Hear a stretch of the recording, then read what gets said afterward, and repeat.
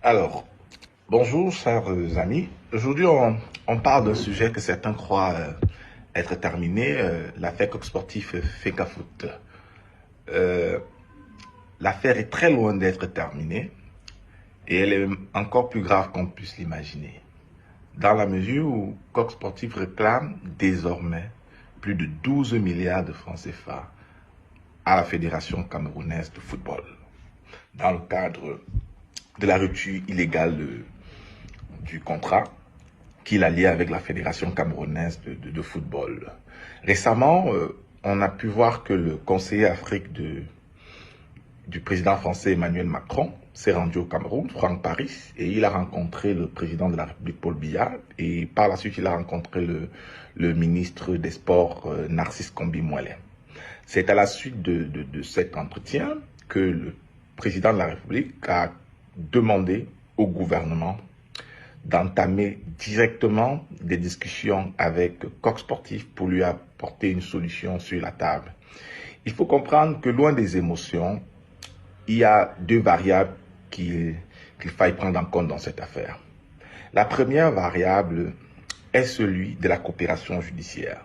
Tout ce qui est fait actuellement autour de One All Sport, que ce soit la vente des maillots, que ce soit la participation du Cameroun à la Coupe du Monde avec One All Sport au Qatar, que ce soit le communiqué du DG de la douane interdisant la contrefaçon autour de One All Sport, que ce soit les rencontres du ministre du Commerce avec les responsables des DIMO, tout cela est illégal.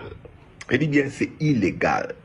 Ce sont des violations de la loi, dans la mesure où il existe un accord de coopération judiciaire entre le Cameroun et la France qui permet en réalité aux décisions prises en France de s'appliquer au Cameroun. Premier élément. Le deuxième élément, c'est celui de la compétence territoriale qui a été évoqué par certains. Toutes les multinationales qui sont sous contrat définissent toujours une juridiction qui est compétente en cas de litige ou en cas de conflit. Et dans le contrat entre le Coq Sportif et la FECAFOOT, c'est le tribunal de Paris qui était compétent pour juger de ce contentieux. Et c'est le cas pour plusieurs multinationales, que vous ayez Orange, MTN, les brasseries du Cameroun et autres. Dans un pays qui est corrompu comme le Cameroun, on ne peut pas, aucune multinationale ne va s'engager à rendre une juridiction camerounaise compétente dans une affaire qui implique la partie camerounaise. C'est impossible. Donc sur cette base-là, d'un point de vue juridique, c'est Coq Sportif qui est l'équipementier du Cameroun. Le deuxième aspect qui est important, c'est celui de l'argent. Qui va payer? Parce que dans tout ce qu'on peut être en train de faire là, Coq Sportif, c'est du business, ce n'est pas de l'amour. C'est pour ça que certains disent l'émotion est nègre, la raison est laine. Dans la mesure où eux, ils ne cherchent que leur argent. Et ils n'en ont que foutre si vous allez au mondial avec One All Sport ou autre marque. Ce qui les intéresse, c'est que si juridiquement ils sont dans leur droit, combien vous allez payer.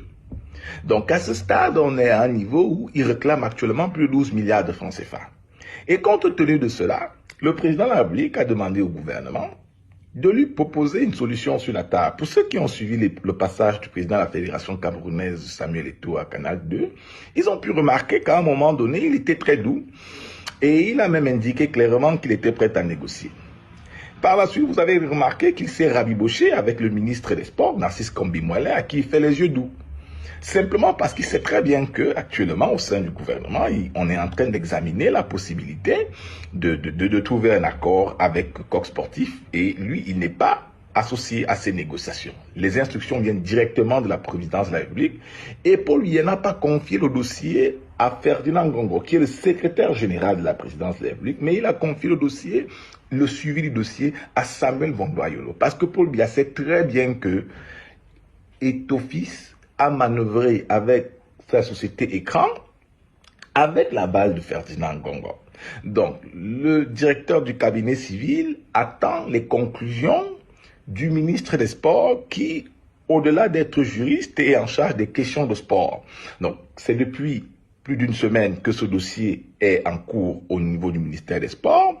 La primature a déjà donné son aval et a clairement indiqué qu'il n'était pas question pour l'État du Cameroun de s'engager dans un bras de fer avec l'équipementier français, dans la mesure où, d'un point de vue légal, c'est l'équipementier français est dans ses droits.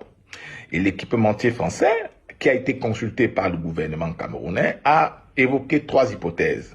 Je ne vais pas vous donner les hypothèses pour l'instant, ce sont des informations qui sont censées pour l'instant rester confidentielles, mais ce que je peux déjà vous dire, c'est que l'équipementier français Coq Sportif réclame plus de 12 milliards de francs CFA à la Fédération camerounaise de football et potentiellement au gouvernement camerounais. C'est une affaire excessivement grave dans la mesure où on ne peut pas prendre sur soi d'engager un État dans une opération mafieuse qui va faire perdre de l'argent aux contribuables camerounais. Car c'est de ça qu'il s'agit. C'est-à-dire que d'une manière ou d'une autre, que l'on monte ou que l'on descende, Coq Sportif a déjà gagné. Pour certains, c'est juste une affaire de maillot. Mais pour eux, c'est une affaire d'argent.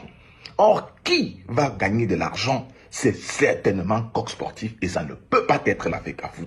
Qui, au contraire, risque d'être endetté sur des années.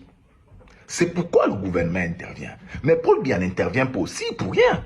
Paul Biya intervient parce qu'il ne peut pas prendre sur lui de rompre des accords de coopération ou de violer des accords de coopération qui remontent à des dizaines d'années parce que certains de ses collaborateurs sont impliqués dans une opération mafieuse derrière une société écran. Aujourd'hui, il y a plusieurs hypothèses sur la table, mais ceux qui sont en charge de trouver désormais le dossier, une solution sur l'affaire FECAFOOT Coq Sportif, ce sont les autorités camerounaises. Le dossier n'a pas encore été transmis à Paul Biya et dans les prochains jours, on saura quelle est la décision qui a été prise par le gouvernement. Mais pour l'instant, je peux vous rassurer que l'équipementier du Cameroun, c'est Coq Sportif. Ainsi va la République.